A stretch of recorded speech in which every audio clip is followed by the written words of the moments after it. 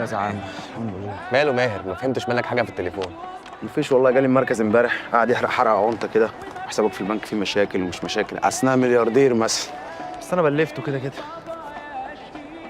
انا مش فاهم ماهر ايه اللي كل شويه يطلع لي ده. سيبك انت من الهبل ده وركز معايا. قول لي. بص، تاني رهان يا استاذ صالح؟ اسمع مني، المره دي غير. انت عارف احنا خسرنا ليه المره اللي فاتت؟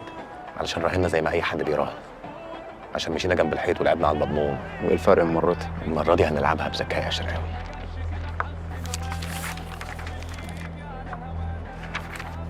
ركز معايا.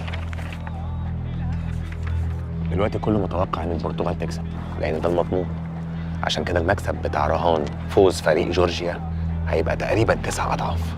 صح؟ اكيد البرتغال ده كفايه رونالدو، دي حته سد يا ريس. حلو قوي الكلام ده. سعادتك الفرصه الوحيده لجورجيا انها تصعد هي الماتش اللي جاي ده، وفي نفس الوقت البرتغال كده كده صعدت فهيلعبوا بالاحتياطي. المنطق بيقول ايه؟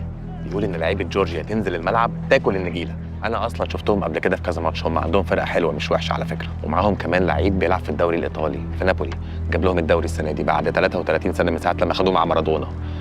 كمان جمهور جورجيا في المانيا كتير قوي قوي يا شرقاوي، هيفرق معاهم قوي، هيقعدوا يشجعوهم في الاستاد لحد ما يطلعوا منهم نار. تخيل انت بقى بعد كل ده لو راهنا ب 350,000 مثلا والمكسب 9 اضعاف، يعني هيرجع لنا اكتر من 3 مليون ونص. ناخد احنا الاثنين نديهم لعم ايمن والباقي في جيبنا. وحشين؟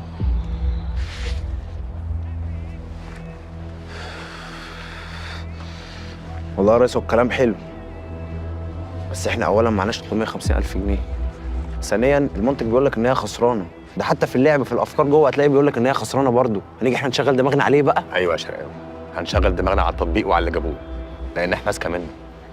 التطبيق هيخسر لو انت كسبت 9 اضعاف وانا كسبت 9 اضعاف، لكن لو المكسب ما بيننا كان في الحنين فالتطبيق ما عندوش مشكله. تمام يا استاذ صالح، انا ما عنديش مانع ان احنا نراهن تاني، عشان كده مفيش بديل، وهي صابت يا 2 عور، بس نراهن في المضمون يا ريس، هي مش ناقصه خساره.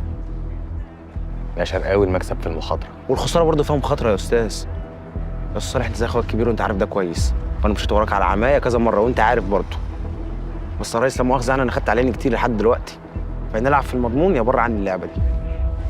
طب اسمعني بس. معلش يا ريس معلش، ده اللي عندي والله، هنلعب على المضمون يا انا بره.